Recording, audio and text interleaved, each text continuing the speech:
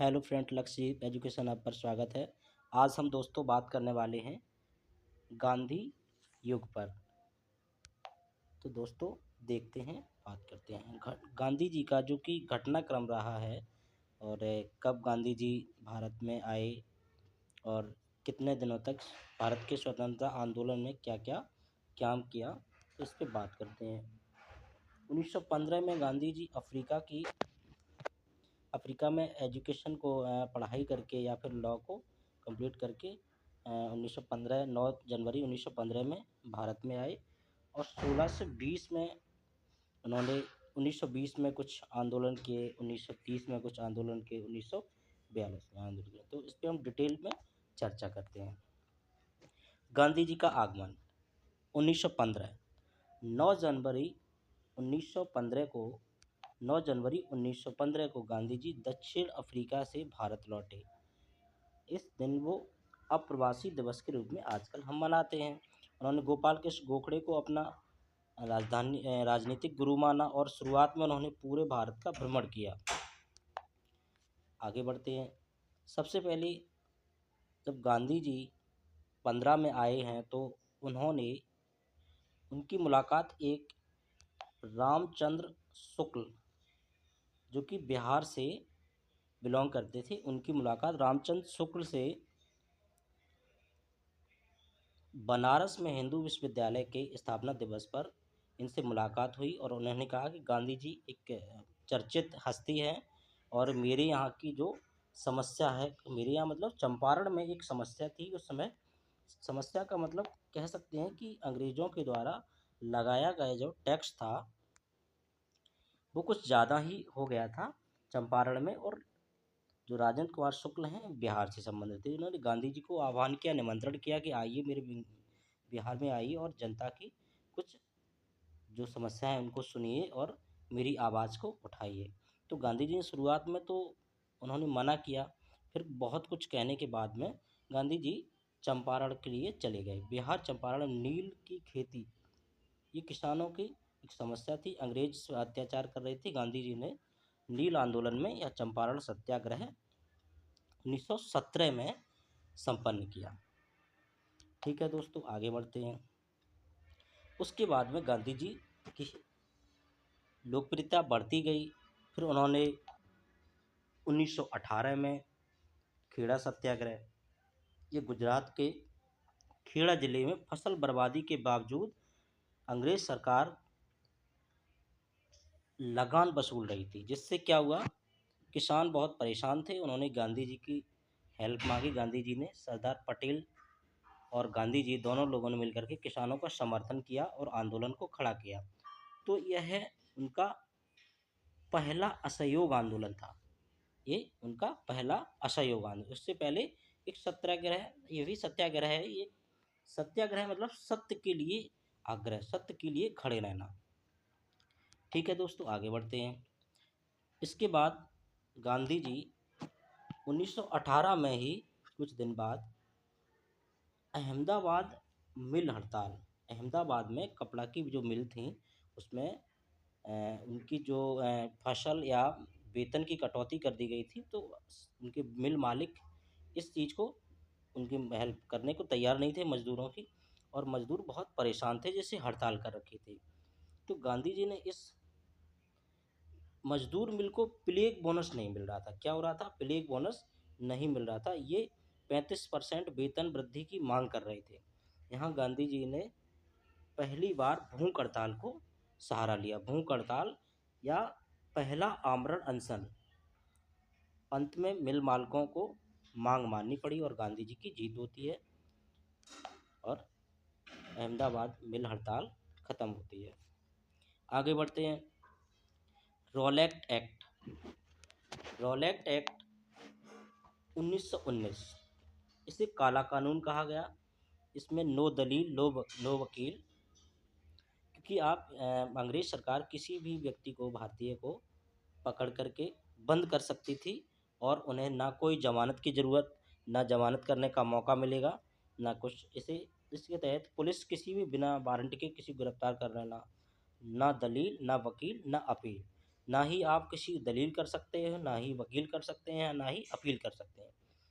और सरकार के सभी नियमों इन्हीं सभी नियमों को ज़बरदस्ती अपने आपके ऊपर कानून से ये थोप दिया। एक काला कानून था। कैसा कानून था?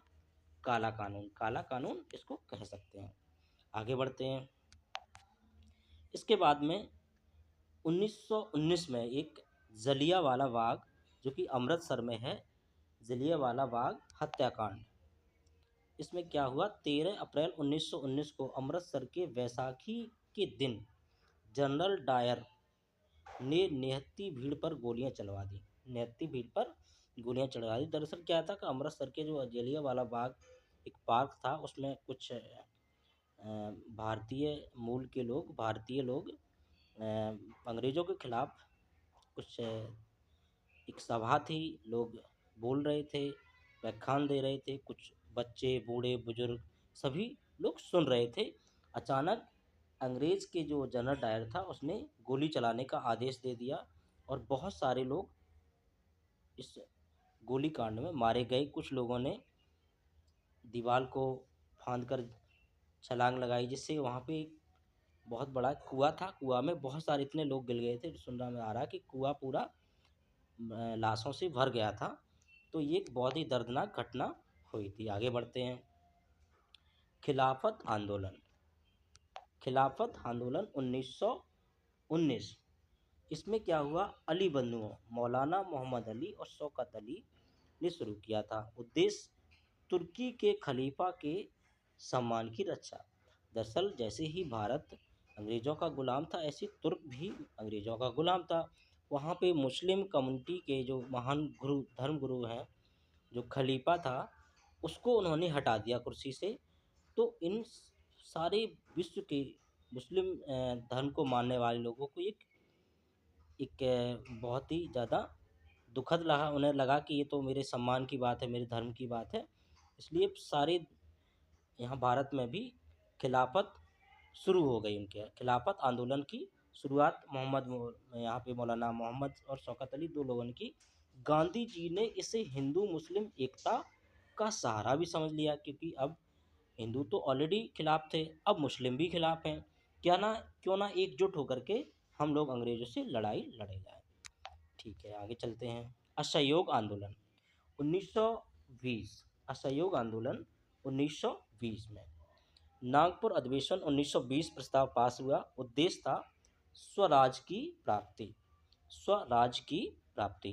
अच्छा, स्वराज को सबसे पहले, स्वराज शब्द को देने वाले सबसे पहले दादा भाई नौरोजी, एक भारतीय ही नेता थे। उन्होंने इस चीज़ को सबसे पहले इस शब्द को दिया है।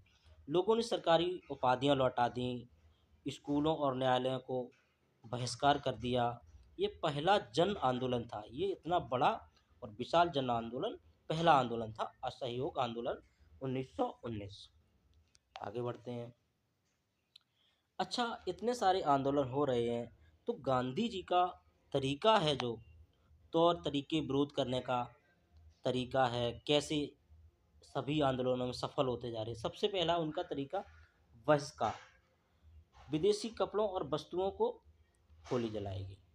जो असहयोग आंदोलन हुआ, इसमें क्या हुआ कि विदेशी कपड़ों और वस्तुओं की होली जलाई दी गई। खादी चरखे को बढ़ावा दिया गया, जिससे क्या है कि स्वदेशी निर्माण, हम स्वयं का कपड़ा बनाना सीखें और अपने कामों को स्वयं करें। हम विदेशी कंपनियों पे निर्भर ना ही रहें। राष्ट्रीय शिक्षा, जो ब्रिटिश शिक्षा नीति थी, उसको भी हटाया गया। जैसे जामिया मिलिया, काशी विद्यापीठ जैसे संस्थानों की स्थापना की गई और छोटे छोटे गांवों में भी स्कूल से विद्यालय बनाए गए, गुरुकुल टाइप में विद्यालय बनाए गए। ये गांधी जी का असहयोग आंदोलन में करने का ये तरीका था। और इस तरीके के बाद में अब आगे बढ़ते हैं दोस्तों। इसके बाद एक कांड हुआ, चौरी चौरा कांड। ये चौरी चौरा एक जगह है। ये चौरी चौरा एक जगह है। 5 फरवरी 1922 को, कब? 1922। 1922 को गोरखपुर के चौरी चौरा में भीड़ ने पुलिस थाने में आग लगा दी। भीड़ ने क्या किया? पुलिस थाने में आग लगा दी। 22 पुलिसकर्मी मारे गए। गांधी जी ने इस हिंसा से दुखी होकर असहयोग आंदोलन बंद कर दिया। दरअसल क्या था, असहयोग आंदोलन के दौरान एक मुठभेड़ हो गई अंग्रेजी पुलिस से या ब्रिटिश पुलिस और जनता के बीच में। जनता ने क्या किया, थाने में आग लगा दी, जिससे बहुत सारे पुलिस वाले और बहुत सारे लोग मारे गए। इसमें 22 पुलिसकर्मियों की सूची दी गई है। तो इस गांधी जी बहुत ही अहिंसावादी थे। उनको ये था कि आंदोलन करो, कुछ भी करो, बट किसी के जान लेना बहुत ही निंदनीय है। तो उन्होंने इस घटना से दुखित होकर के असहयोग आंदोलन को बंद कर दिया। ठीक है दोस्तों, आगे बढ़ते हैं। अब क्या हुआ, स्वराज पार्टी। स्वराज की स्थापना या स्वराज शब्द को दादा भाई नौरोजी ने दिया है, बट स्वराज पार्टी की जो स्थापना की बात आई, जब गांधी जी ने असहयोग आंदोलन को बंद कर दिया, तो इससे कुछ गांधी जी के जो समर्थक थे, उनके साथ काम करने वाले थे, गांधी जी के इस निर्णय से बहुत ही दुखी हो गए। उन्हें लगा कि छोटी मोटी हानियां तो हो ही जाती हैं, इतना अच्छा आंदोलन चल रहा था, क्योंकि उस आंदोलन को बंद करके गांधी जी ने बहुत गलत निर्णय लिया है। तो उन्होंने उनके विरोध में एक नई पार्टी की स्थापना की, जिसका नाम था स्वराज पार्टी। उन्होंने कहा कि अब गांधी जी के बताए गए रास्ते पर नहीं चलेंगे, हम अपना अलग ही रास्ता चुनते हैं। तो स्वराज पार्टी की स्थापना किसने की, मोतीलाल नेहरू और सी आर दास ने की। चित्रंदन दास ने और मोतीलाल नेहरू, जो कि जवाहरलाल नेहरू के पिताजी थे। उद्देश्य, विधान परिषदों में प्रवेश, सरकार का विरोध करना। गांधी जी का मत, गांधी जी का अब इस निर्णय पर क्या कहना था। गांधी जी ने जेल में से रिहा होने के बाद रचनात्मक कार्यों में, खादी, छुआछूत निवारण आदि में लग गए। गांधी जी ने कहा कि चलो ठीक है भाई, हम कुछ और करते हैं जिससे समाज का भला हो, समाज को सुधारा जा सके। चलो आगे बढ़ते हैं दोस्तों। Simon commission. साइमन कमीशन 1917 में बनके तैयार हुआ और 1918 में भारत में एक रिपोर्ट या एक कमीशन, एक आयोग था, जो कि भारत की दुर्दशा को देखने आया था कि कैसे ही यहाँ पे अनटचेबल और टचेबल या भारत के लोगों में क्या परेशानी है, इन चीज़ों को। तो इस साइमन कमीशन कब आया भारत में, 1928 में। 1928 में 27 में बन के रेडी हुआ था साइमन। इसमें क्या हुआ, भारत में संवैधानिक सुधारों की ब्रिटिश आयोग जांच करने आया था। संवैधानिक सुधार, इसमें एक भी भारतीय सदस्य नहीं था इसका, इसलिए विरोध किया गया, क्योंकि इसमें एक ही भारतीय सदस्य नहीं था, इस सारे के सारे ब्रिटिश सदस्य थे या मेंबर थे उसमें। इसे वाइट कमीशन भी कहा जाता था, क्योंकि गोरे लोगों का एक कमीशन है। अब इसको वापस करने के लिए, विरोध करने के लिए नारे लगाए गए, साइमन गो बैक, साइमन वापस जाओ।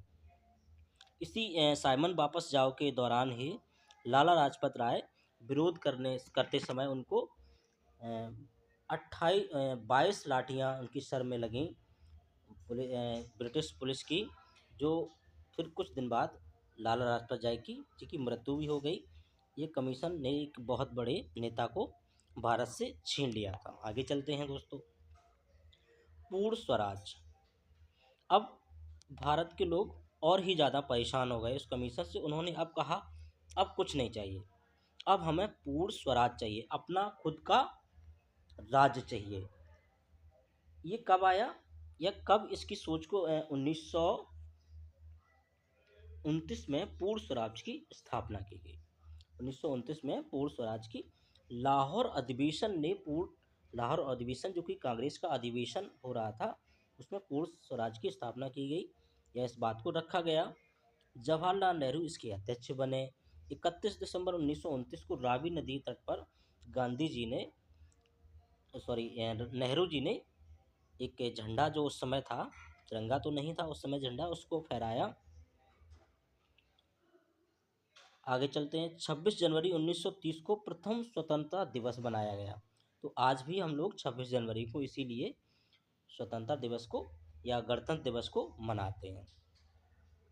वैसे स्वतंत्रता दिवस नहीं है, हम गणतंत्र दिवस मनाते हैं। उस समय यह स्वतंत्रता दिवस मनाया गया, लेकिन हम लोगों ने स्वतंत्र अपने आप को तब समझा जब हम कॉन्स्टिट्यूशन को बना के अपने देश को खुद ही स्वयं चलाने की क्षमता रखने लगे। आगे बढ़ते हैं दोस्तों। अच्छा, गांधी जी का कोटेशन क्या था, क्या उनकी सोच थी, क्या उनके विचार थे, उस पर बात करते हैं। जैसे कि शक्ति शारीरिक क्षमता से नहीं आती। गांधी जी का कहना था कि शक्ति जो होती है वो शारीरिक क्षमता से नहीं आती, यह एक अदम्य इच्छा शक्ति से आती है। उन्होंने कहा इच्छा शक्ति पे बहुत ही बल दिया गांधी जी ने। कहा है कि आप जैसा सोचना चाहेंगे, जैसा विचार करेंगे और इच्छा होगी आपको ये काम करने की, आप कोई काम करने के लिए जितने ज़्यादा इच्छुक हैं, आप उतनी मेहनत से उस काम को करने में सफल होंगे। आगे चलते दोस्तों, अब बात करते हैं दांडी मार्च की।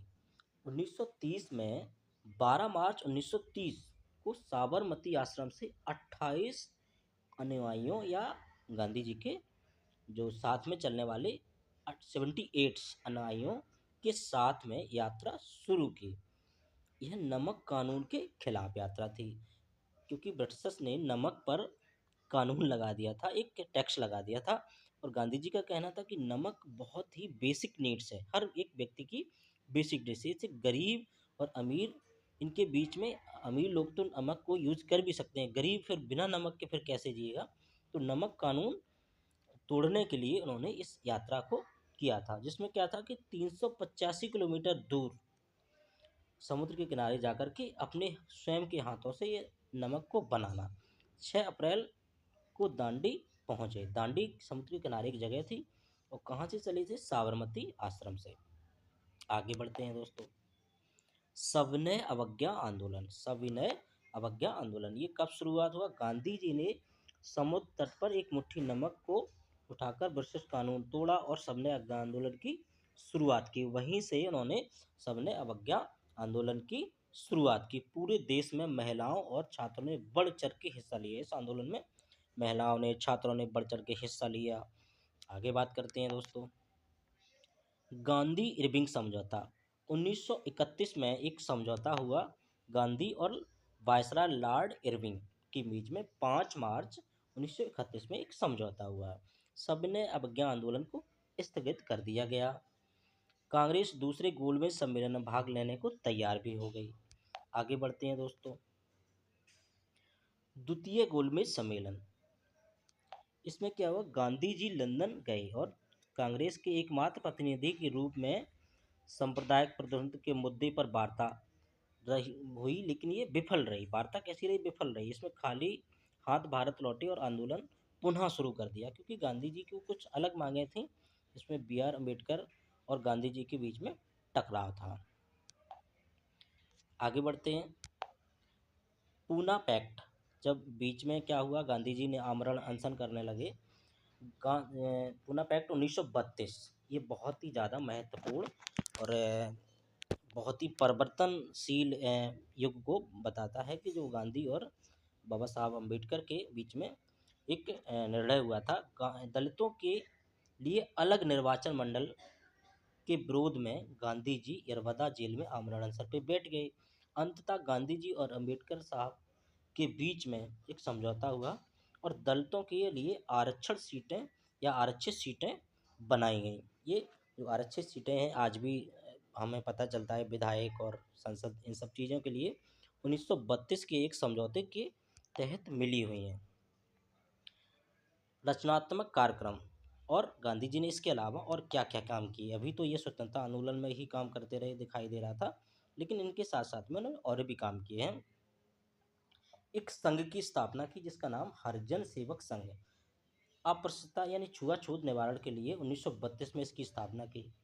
नई तालीम, नई तालीम, नई शिक्षा। नई तालीम का मतलब शिक्षा, बुनियादी शिक्षा पर जोर देना और हस्तकला पर। उन्होंने व्यवसायिक शिक्षा को बहुत ही ज़्यादा बढ़ावा दिया। कहने का कि एक शिक्षा ऐसी चीज़ बनाओ जिसके पढ़ाई के साथ साथ कुछ गृह उद्योग या अपने काम को भी सीखें।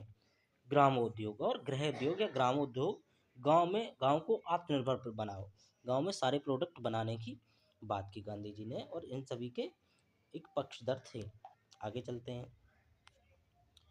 व्यक्तिगत सत्याग्रह। व्यक्तिगत सत्याग्रह 1940 में ये सत्याग्रह चालू किया उन्होंने। द्वितीय विश्व युद्ध में भारत को बिना मर्जी शामिल करने के विरोध प्रतीकात्मक विरोध किया। पहले सत्याग्रही विनोबा भावे थे, इनके साथ में जो सत्याग्रही दूसरे जवाहरलाल नेहरू इनके साथ में आए। आगे बात करते हैं क्रिप्स मिशन 1942। गांधी जी ने क्रिप्स मिशन के बारे में क्या कहा था? यह एक दिवालिया बैंक का उत्तरा उत्तर दिनांक चेक है, पोस्ट डेटेड चेक। मीनिंग ऐसा बैंक, क्रिप्स मिशन में जो उन्होंने कहा कि एक ऐसे बैंक का चेक है जो खुद ही दिवालिया हो चुका है, उसके पास कुछ देने को है नहीं और झूठे वादे कर रहा है। इसीलिए क्रिप्स मिशन के बारे में गांधी जी के ये एक विचार थे, यह कोटेशन था। आगे बात करते हैं, भारत छोड़ो आंदोलन, एक बहुत बड़ा आंदोलन जो चला है। 8 अगस्त 1942 को मुंबई के ग्वालियर टैंक से गांधी जी ने नारा दिया, करो या मरो। उन्होंने कहा डू और डाई, करो या मरो का नारा दिया और ब्रिटिश शासन के खिलाफ अंतिम रूप से सबसे बड़ा प्रहार था, यह सबसे बड़ा आंदोलन था। आगे बढ़ते हैं, जेल और जीवन कष्ट। गांधी जी को इन सब कामों के लिए जेल भी हुई। आंदोलन की शुरुआत में होते ही गांधी जी को अन्य नेताओं को गिरफ्तार कर लिया गया है। उन्हें पुणे के आगा खान पैलेस में रखा गया और यहीं पर आगा खान पैलेस जेल जो उन्होंने बना रखा था ब्रिटिश ने, उसमें रखा गया। यहीं पर उनकी पत्नी कस्तूरबा गांधी और सचिव महादेव देसाई का निधन हो गया। आगे बात करते हैं, स्वतंत्रता की ओर कैबिनेट मिशन। स्वतंत्रता की ओर कैबिनेट मिशन कब आया? 1946 में आया, जो संविधान सभा के गठन के लिए आया था। अंतरिम सरकार, जवाहरलाल नेहरू के नेतृत्व में अंतरिम सरकार बनी और मुस्लिम लीग ने पाकिस्तान की मांग भी तेज कर दी। अब आगे बढ़ते हैं, स्वतंत्रता और विभाजन। अब स्वतंत्रता तो मिली हमें, लेकिन हमारा देश दो भागों में बट गया। 15 अगस्त 1947 को भारत आज़ाद हुआ, लेकिन दो टुकड़ों में भारत और पाकिस्तान नाम से दो टुकड़ों में बट गया। भीषण सांप्रदायिक दंगे हुए, लोग मारे गए, लोग बस्तियां जला दी गईं। जब दिल्ली जश्न मना रहा था स्वतंत्रता का, उधर गांधी जी बंगाल में अशांति के खिलाफ नोआखली नामक स्थान पर अनशन पर बैठे थे, जो एक दंगा ना हो या सांप्रदायिक दंगे ना हो, इसके लिए उन्होंने आमरण अनशन कर रखा था।